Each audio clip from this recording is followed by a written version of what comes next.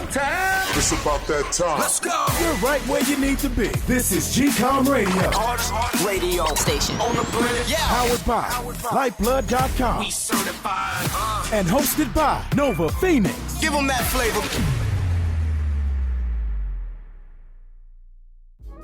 Okay, what is going on, everybody? What is the deal? It is Nova Phoenix. Yes, we are right here for the whole vision. It's been a long time coming, and we're here for GCOM Radio, man. GCOM Radio podcast, and we're pumping off. I know I was supposed to do an episode a long time ago, but I think this is really important. What we're trying to do right here, not just for our respective countries, but also for the world in the space that everybody knows that I'm in. Of course, it comes right here, Lyfeblood.com. It's right here on the hat. It's been there for a long time coming. And we have a gentleman on here that I've been talking to that I met on LinkedIn. And this dude is, he makes serious motions in Nigeria, over there in Africa. Great dude. He has a background, put out a book on Web3 right here. If anybody doesn't know, it is, oh man, hopefully this thing that blurs out the, anyway, okay, so this is blockchain. If you don't see it, don't worry about it because it's blurring out. I will share a picture of the image. It's blockchain compliance policies and regulations that he put out with some folks. And it's beautiful that that's happening in Africa, in Nigeria specifically. So definitely brought him on and letting folks know what is the deal. So we're just going to vibe on each other. But yes, let me introduce my man, Rume Ophi. Shout out to Rume Ophi. What? You hear the crowd roaring. Absolutely. What's up, Rume? What's up, Rume? How you doing? Fantastic. Uber. Nice meeting you. You appear to me like one of those great guys from one of those very, very far places that comes with a lot of experience and energy put together. No doubt. Thank you, sir. This man, let me fix my chair. Sorry, folks. This man has he's making waves, man. He's making waves in Africa, and he's in Nigeria and going on different news episodes and interviews, and you could just see him. He's all over the place on the internet. All you got to do is Google his name. You know how it is, Rume Ophi. But yeah, tell me about yourself, Rume. All right, my name is Rume Ophi, aka Crypto Preacher. There's only one crypto preacher in the entire universe, and I think that is me. You can check it out online as well. I stumbled across Bitcoin 2015 when I was still in the telecom sector. Tried to go around it in 2016, a bit difficult, took a bit of classes. 2017 was still skeptical, but 2018 I came in fully into crypto. Spent 1 year reading about cryptocurrency and blockchain. I still have my very first book here. That's my book stand here. It's the first book I read. Okay, all right. It's called Crypto Asset by Chris Bernowski and Jack Tucker. Like I wouldn't even want to believe that years past I actually had to do my own thing as regards book. So it got me more clarity. I resigned my job after volunteering for about 2 years. A whole lot was put in, but a couple of persons felt like I was crazy because I was really clear that this is a new technology, and imagine the people that were actually at the forefront of the telecoms technology. I thought about people that were at the front of engineering put together from various sector of engineering, because engineering is pretty broad.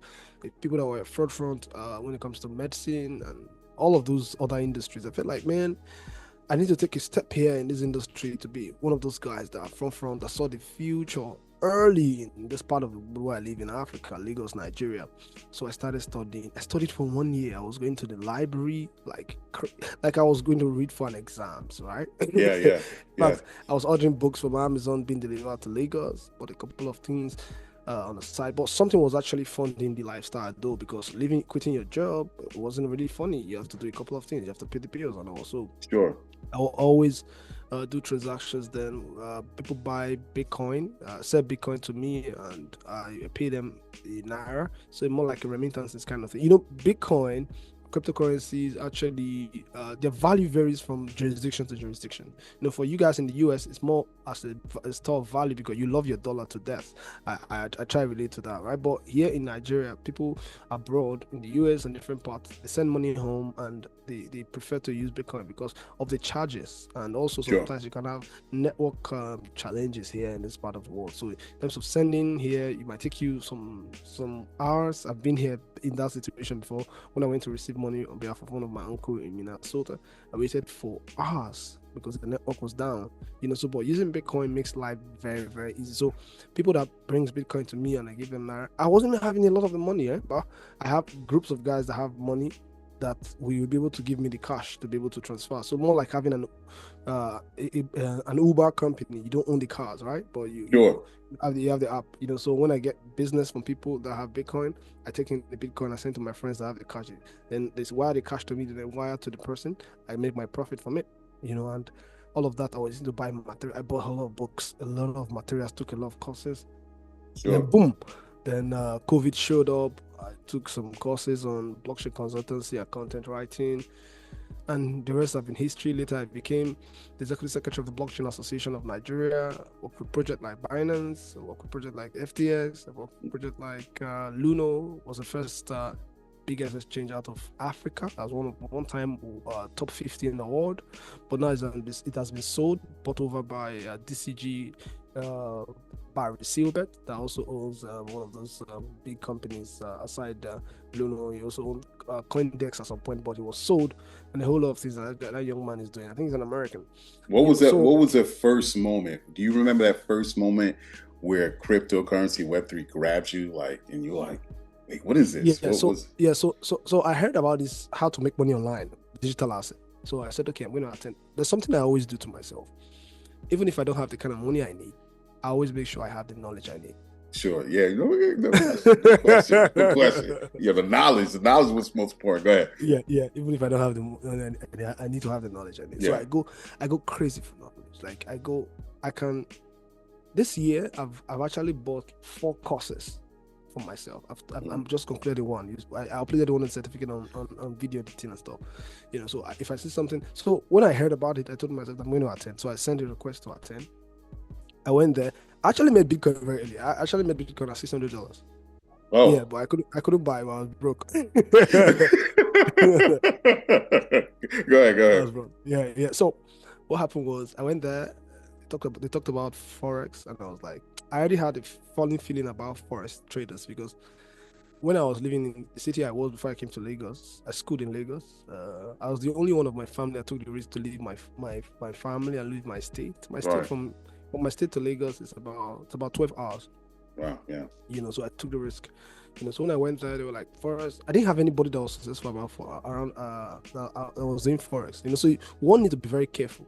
The environment you are. If you have a lot of people around you that are not successful, the tendency for you to see success is going to be very, very difficult. So I didn't like Forex because I feel like there's no successful person. So I got into crypto. So when I went to that event, they were like talking about Forex. I was a bit frustrated. Later, the guy switched and talked about crypto. That crypto is also an alternative to make money. You can trade it and all those things. So that moment, that wow moment, when the projector showed the orange color Bitcoin logo. Bitcoin again. Okay. He's like, what? Yeah. And it showed the buyers and sellers of the book. I was like, okay, interesting. And it was like, okay. Those first few words along with that image captured you. Like, what? Yeah. I was like, what is going on here? What's this beat about coin? Like, yeah. Coin. I was like, okay. and it was like, you can trade it, but you need to learn how to trade it. I was like, okay. So it was like, I think $400 then to learn. I was like, man, that was very close to having one Bitcoin. Why? Like, I don't have that kind of money. In fact, I have a phobia for dollar because I really don't think that I can make $1. Right. I don't think I can earn in naira. So like dollar. That's for the rich people. So I was like, okay, I'm gonna learn this thing to the extent whereby it's gonna make a whole lot of sense that I didn't pay for that training, but I got the best part of the industry. So the rest have become history. So fast forward past in 2020 with COVID and everything like that? Where were you at that point? 2021, 22? Yeah, so I think I will start from 2019. 2018, after my reading route that I took for 1 year, afterwards, I made a mistake where I lost about $5,000 from this scam, right? And it really made me sick. I felt really bad because the money was not all my money, and I felt really, really, really bad. So I said I will do more on education. So I saved a bit of money up. At this point in time, I didn't have a house that I was living in. I was squatting. Yeah. Right. Yeah. You were courting? I was squatting. I wasn't. Okay. I was Go ahead. I was living with someone. Yeah. So I didn't have a house of my own, but I was just trying to manage and do stuff. So that when that debt came from someone I have from the scam project, and I was battling with paying back the money, and also gaining more knowledge so that I don't fall prey for such a thing anymore. So I saved some money. Then I traveled to the African Blockchain Conference in Uganda, Kampala. So I left Nigeria to Uganda in fact, that was my first international flight. That was the first time on the plane. So I traveled. I saved about $2,500 for that conference. Mind you, I had this amount of money, half of the debt I was supposed to pay, but I didn't have a house. I needed to use that to go to a conference. This is why I said knowledge. I'm a crazy guy. Yo, but you got to be a risk taker in business, man. Sometimes you're like, hey, this is where I'm at. I got to leap to the next lily pad, the frog lily pad. I got to do it. I'll figure it out when I get there. Yeah. A lot of my friends call me crazy. Like, man, that money could get you a car, could get you a house. How come you traveled abroad and you came back and you still living with someone? I didn't tell the person I was living with I had that kind of money, and the conference cost that way because it was like, this guy, you're a madman. I'll kick you out of my house. Like, yo, bro, what you doing? You got to pay this. Yeah. So I kept it to myself. Yeah. When I came back to the conference, my brain blew up. Like, man, I met a lot of white people, snap pictures with them. I met them because I'm this guy that like to network. I'll meet them and say, I want to snap with you. I want to connect with you. I collected enough contacts. Sure. I connected with a couple of them on WhatsApp and all. I felt really good. Then the youngest minister then of Dubai, United Arab Emirates, he came. I think he was 23, 21, thereabout. And he was a minister of artificial intelligence and technology. And I was like, what? And this guy, I'm older than him. He's a minister already. He looks very fresh. I'm like, okay. I got a couple of them. I need to work on myself. So when I came to the country, I was already a member of the Blockchain Association of Nigeria. So they made me a researcher because they know that, man, this guy is crazy with reading the books and making research. They made me a researcher. And I grew up to become some of the top guns in the industry. And I got on TV. Yeah, tell me about that. Tell me like after you start really gaining the knowledge in cryptocurrency and Bitcoin, what was the road to really make connections in Nigerian media and talking about it? Where was the need that drove you to, I got to talk about this? All right. So the truth is, I figured out early that if you have something that the world needs to hear about, you need to invest in your visibility. Yeah. And a lot of people, I figured out in Nigeria, they were just after making money rather than investing in their visibility, because a couple of persons came into crypto from either reading my articles on different news media or seeing me on TV. So this is how it started. After I came back from the African Blockchain Conference, I kept some money. Then I met a guy that I connected with through one of my family friends. That's a PRO guy that I want to start doing. I want national dailies, like newspapers, to carry my article.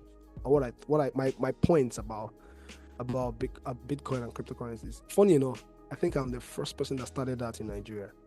Oh, really? Way back 2019, when people were scared of associating themselves with Bitcoin, I paid a company called Business Day to publish an article on how cryptocurrency trading is important and can help Nigerian youth to be able to make a life for themselves.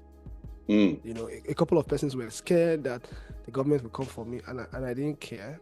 I think 2021, I had an issue with the central bank governor because he called cryptocurrency for scammers and stuff. So I did an article too that requested a debate with him, and everybody was like, "Wow!" Like like I'm taking risk, blah blah blah blah blah.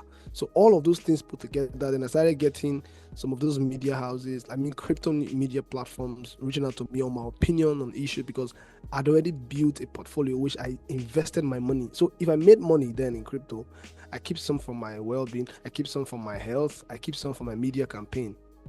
So all of the ones I keep for my media campaign. So quarterly, I usually roll out a couple of articles on national dailies in Nigeria. So if you're a person that love to read and also love to see stuff on the internet, you will always see some of my articles there on the internet. So it grew to a point whereby I was on Twitter one day, and the biggest private TV station out of Africa, Channels Television, with about 4 million viewers on YouTube, reached out to me.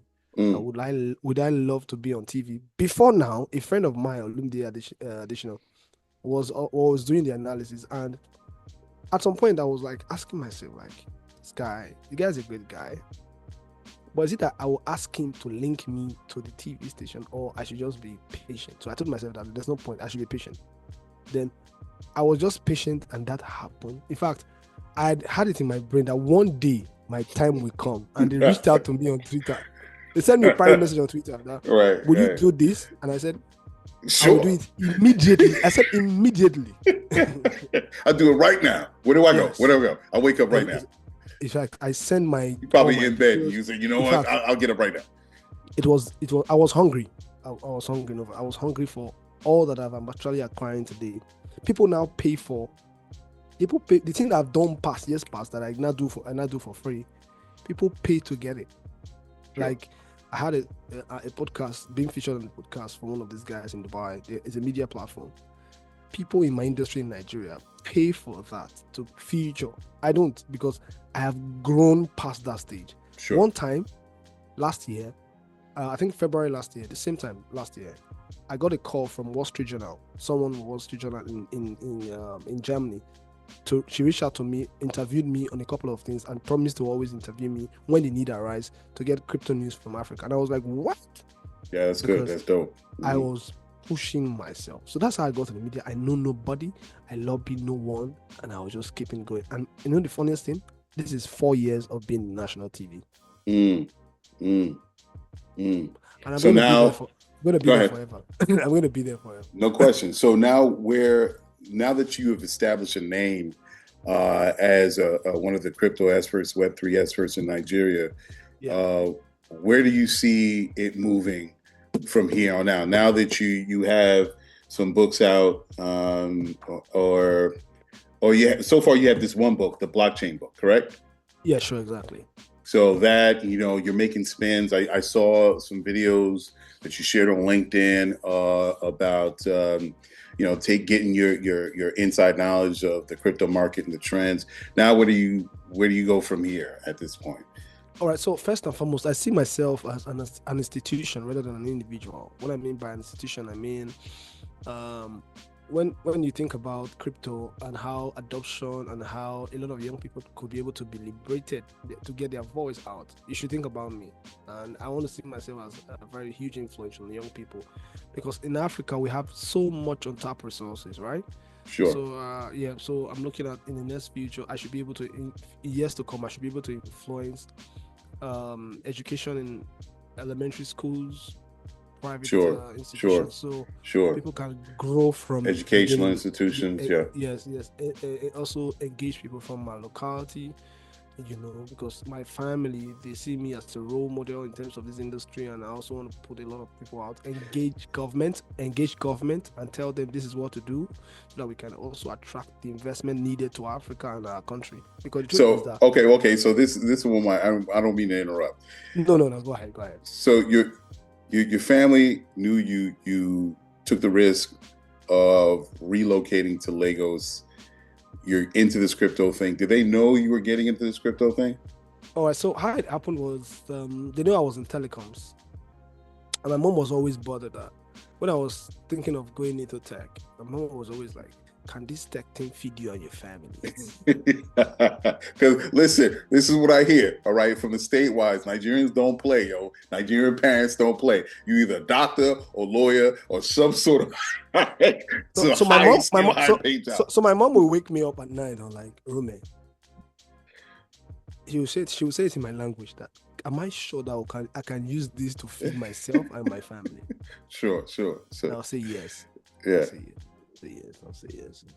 Till when I got into school, and after school, I actually wanted to get into electrical electronics engineering. Right? Okay. I love electronics, but one part of me was heavily interested on how the internet works.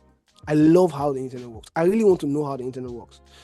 So since I didn't get the trainings I was supposed to get back then, although I've gotten all of those trainings in the past now, I've done JavaScript, I've done all of those. I couldn't afford it because my parents couldn't have the right funds to afford all of that.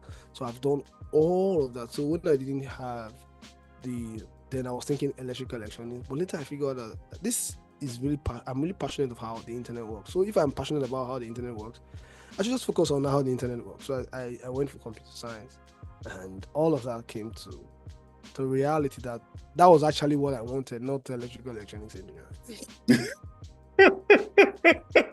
When did you tell your parents though? That's the thing. So what so I didn't even tell my parents. I just okay. I'm sure they know now. I'm sure they know now. Yeah. Sure. So they see me on. So now the challenge I have now is people now see me as a celebrity, which in my own right I'm a celebrity, right? Yeah. Yeah. So they tell my parents that I see your child on TV. You guys are rich. Don't pretend. They think my parents pretend. They see my child. They usually tell my mom, even my family, that they expect a lot from my family because they think we had made a lot of money because I'm on national TV.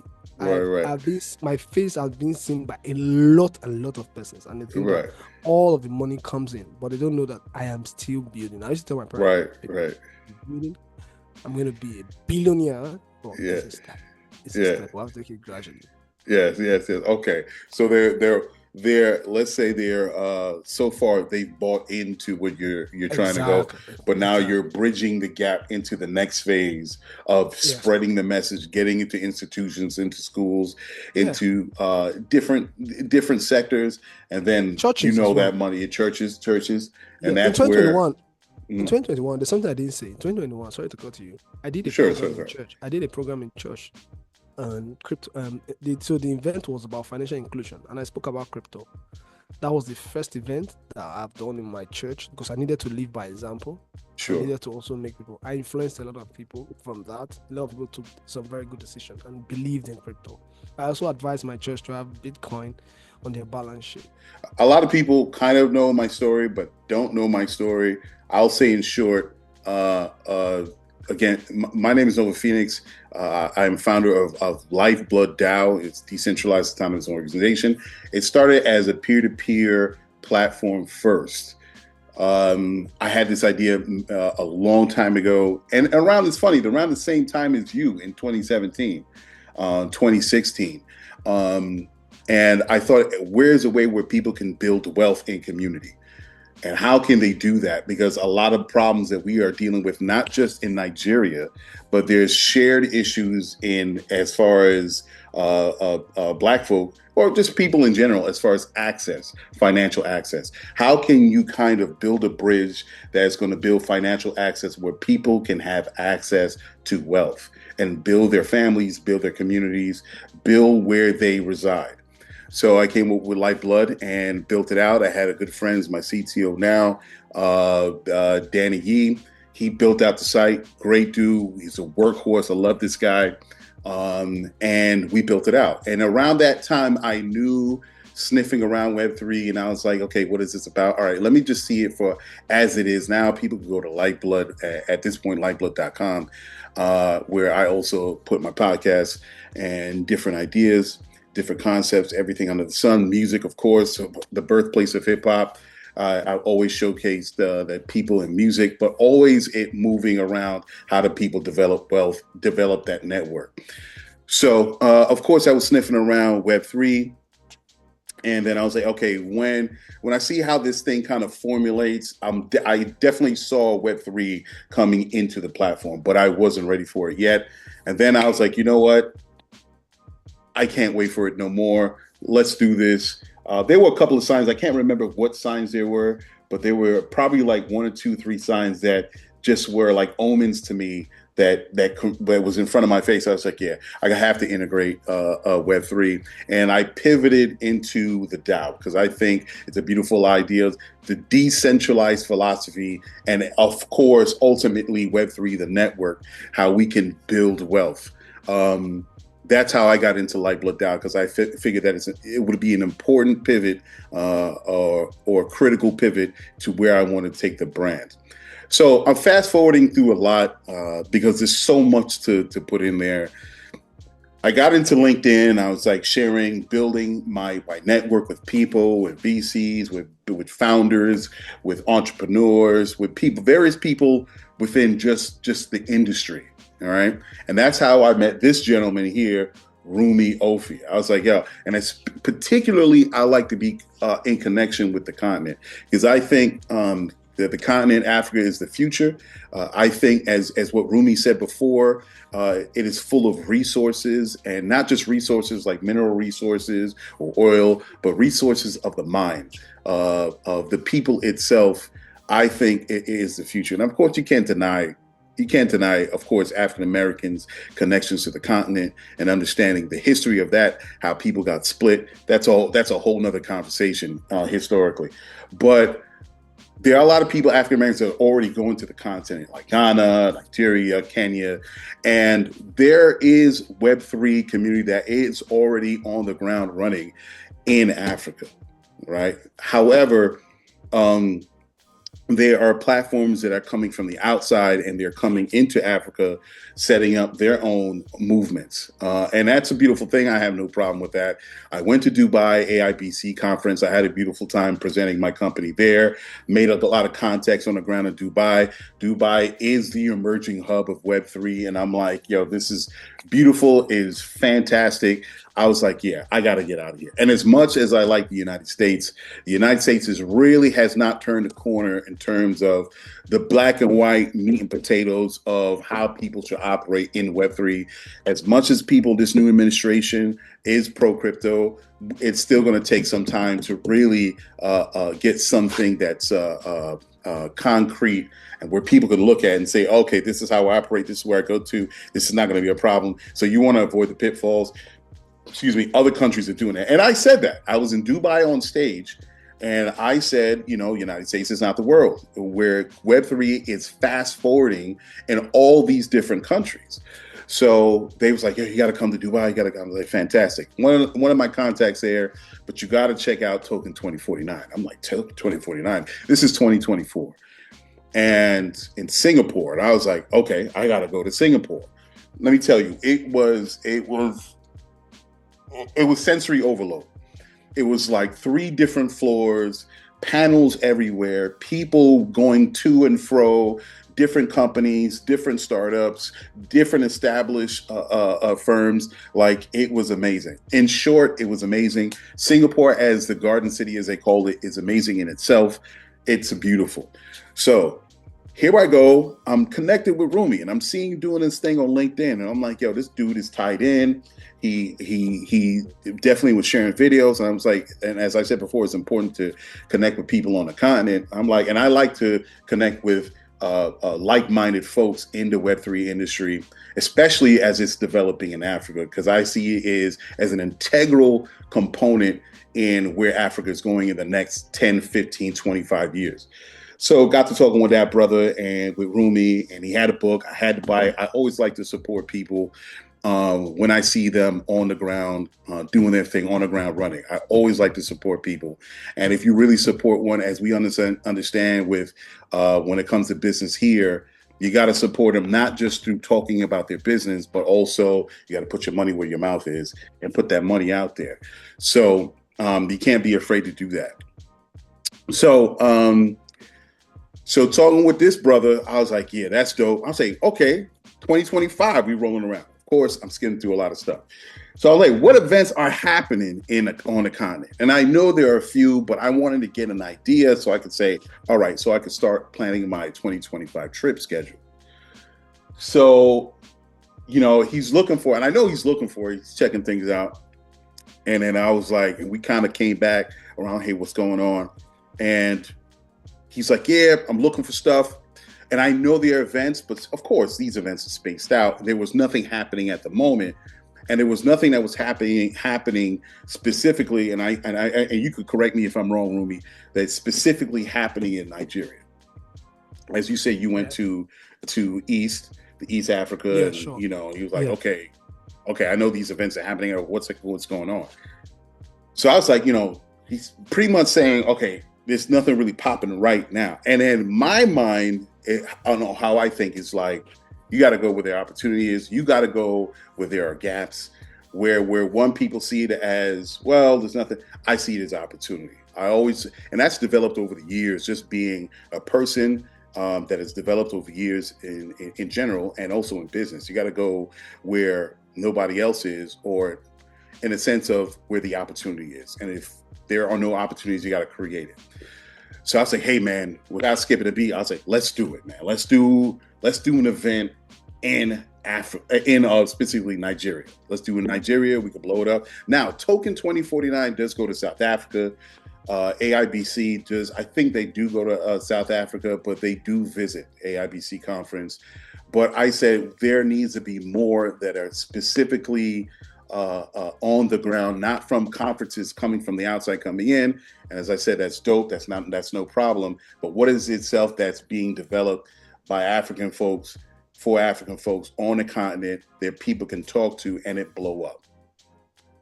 So I was like, yo, let's do this thing. Let's just F it. Let's do it. It's going to be magnanimous. It's going to be out of this world. And I think not just to do it in Africa, but taking it out and really moving about like how all these other conferences are. And matter of fact, speaking of conferences, and I did not hear, and I heard a consensus, but you know, because things kind of move so fast and you're trapped up in your world, Consensus, another Web3 conference, is happening in Hong Kong. And I was on LinkedIn, and a guy that I know, shout out to Anton Gallup, he is another gentleman that's heavy in the crypto space. He's going there, and I wish I saw him in Singapore. I wish I knew. I would have been in Hong Kong myself, and I wanted to go to Hong Kong. Because my layover was in Hong Kong before going into Singapore. So I was like, man. Anyway, it's all good, and I thought about it. Hey, we're here. We're doing an event in Nigeria. That's where I'm going to be focusing on. That's what I'm going to be doing, and that's why we're shooting this thing. So tell me your take on this event here, moving into this event. Tell me how you feel about doing something like this in Nigeria. You know, so I've always felt the time will come where I'll have to do an event of this magnitude, right? Even when we start having a conversation, I was like, I want an event. You know, we actually had the event. My idea was I have a lot of followership in the northern part of Nigeria, and I felt like, okay, we should do an event in Kano, you know, which is the northern part, a lot of populations there, because about 1.1%, 1,000% of my followers are from there. They really want me to be there.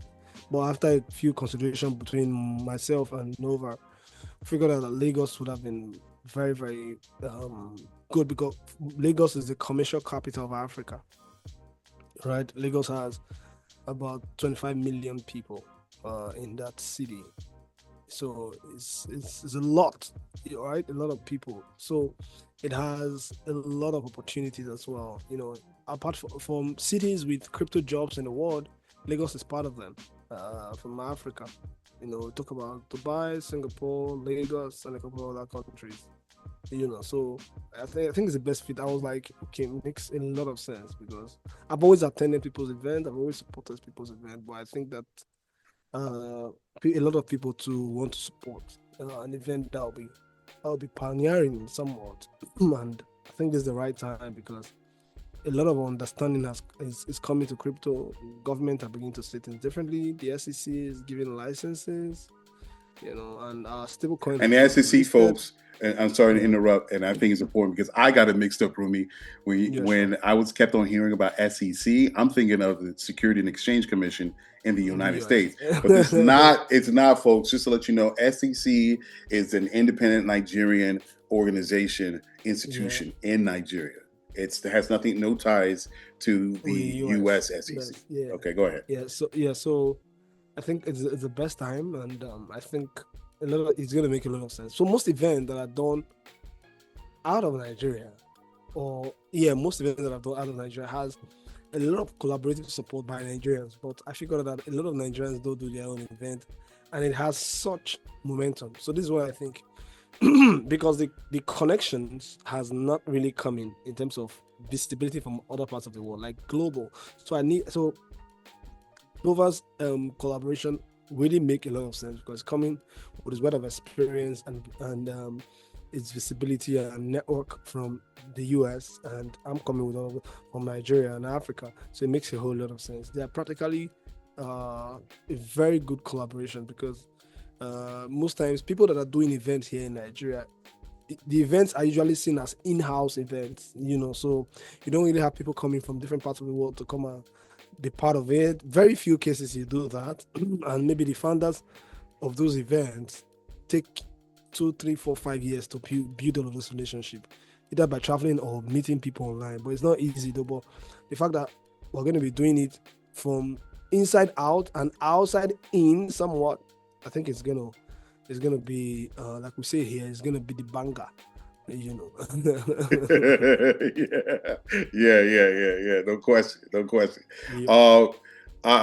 Yeah. I think just to build on your point, to piggyback on your point, as far as a lot of events are working from the inside.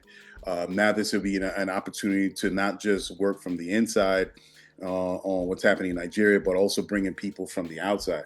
And I think that's key, especially from the United States. I won't go into too much detail, but there was a Twitter space that was in with Scottie Pippen. It was Scottie Pippen, shout out to Scottie Pippen, and it was Tyrese, the R&B singer. So they were both in this room, and Scottie has he's NFT'd one of his championship balls from the Chicago Bulls in the 90s. And I thought that was fantastic. That was dope. He's really interested in the Web3 and NFTs, and it's a beautiful thing. But I made note to his team, the people that's working with him once for this NFT championship ball, was you got to be careful in the United States, because in the United States, there are still no guardrails. There's still no structure on how people operate. And if you step into kind of cashing out this NFT, it could be a problem for Scottie Pippen. So the reason how this event comes into play, and it was a longer conversation that happened in the Twitter space, but the reason why I think it's important that this event comes into play, because Web3 is international, it's global, and what Scottie can't do in the United States, he can do in Nigeria and in, of course, continental wide, as Africa, as it's building up. Web3 is building up in 50 plus countries. Of course, you could go to other places outside of Africa, but I want to make that a main point. So this event is going to be super dope, where we're going to get people. This will be the first event in 2025. And we're going to get people in the entertainment business. We're going to get folks in sports. We're going to get folks in music. I would love to really catch the word and catch the ear of cats like Michael Jordan, like Scottie Pippen, when I reach out to his people, like 50 Cent, like Nas, from folks from hip hop, to really come down and see that this event is something that is big. There's a market within Nigeria and outside Nigeria. It's great for folks to develop relationships, not just business wise, but get in the kind of just like how the Year of Return in Ghana, where we had a lot of actors and actresses and different folks, public figures coming in and really connecting in the Year of Return in Ghana. I think is dope. I think it's also important now to build. Now there are already African Americans that are on the ground. I know of a contact in Ghana that's in real estate doing her thing, and there's multitude. But I think in Web3, if people see the importance and the potential of Web3 around the world, this is the event to come to. And like I said, we're going to get all types of people coming in here, and it's going to be beautiful, and it's going to be an explosion. Now, I nothing to take away from Token 2049 or AIBC, but we're going to rock this house, and we're going to let the world know how Africa is really stepping forward into Web3 and taking the bull by its horns and really blowing it up. Rume, add on. Thank you very much. For those that are hearing this for the first time, if you look at the African map, you see that if you turn it sideways a bit, it looks like a pistol. Where the trigger is where you have Nigeria. So if I'm going to signify, African map is like this, with Madagascar at the side. But if you turn it this way, you'll see that it looks like a gun this way, like my hand. This part of it is Nigeria. If we're going to trigger Nigeria to the rest of the world.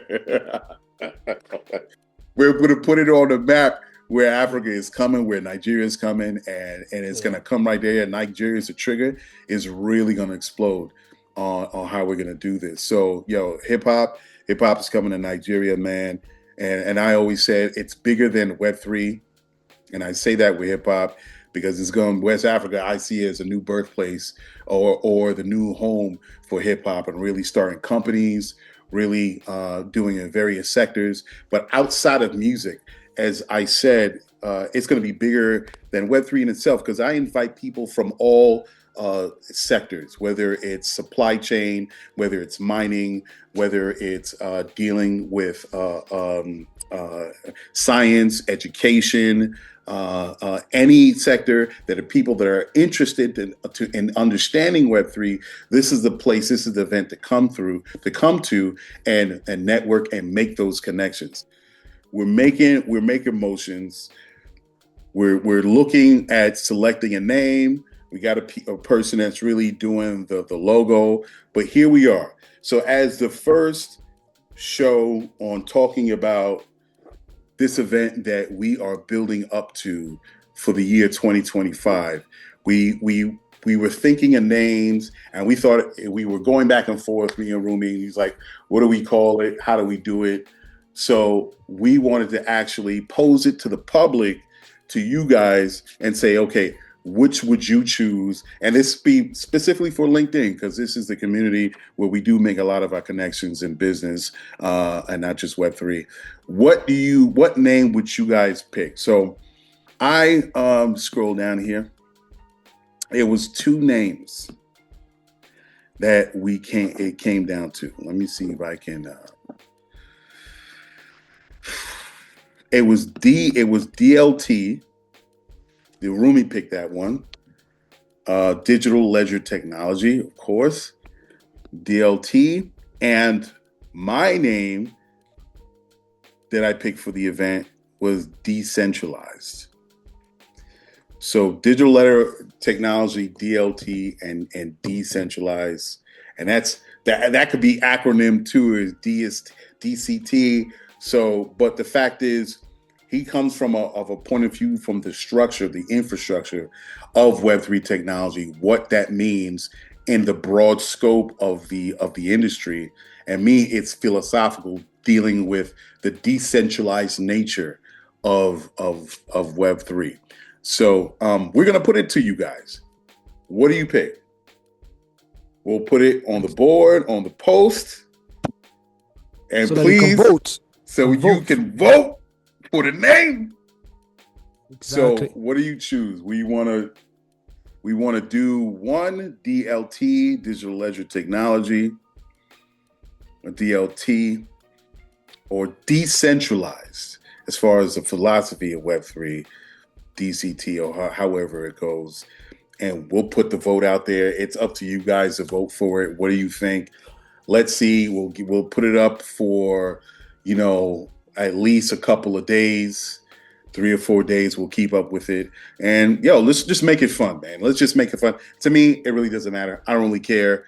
But I think this is a great way to pull in folks that are all connected to us, and to really get people involved of what this event is about, and keep an eye on this event, and have you guys really playing a part in the development of this event to be. So, I'm all for it. This is going to be fun. And yeah, man, shout out to everybody that I'm speaking to right now. But we'll start releasing names as the weeks go by. So I'm looking forward to it. All right, guys, I'm out of here. This is GCOM Radio, Nova Phoenix. This is Rume Ophi, the man of the hour, that's doing his thing out of Nigeria. Shout out to you. Anybody shout outs you want to make? That's how we usually do in the States. Would you like to shout out to anybody? Oh, shout out to the SEC DG, Mawatimi Agama, for the support he has for this space. Most times people don't like calling government officials, but this guy is our man in the crypto space before he got into government and regulation and stuff. So shout out to him. More licenses to come up.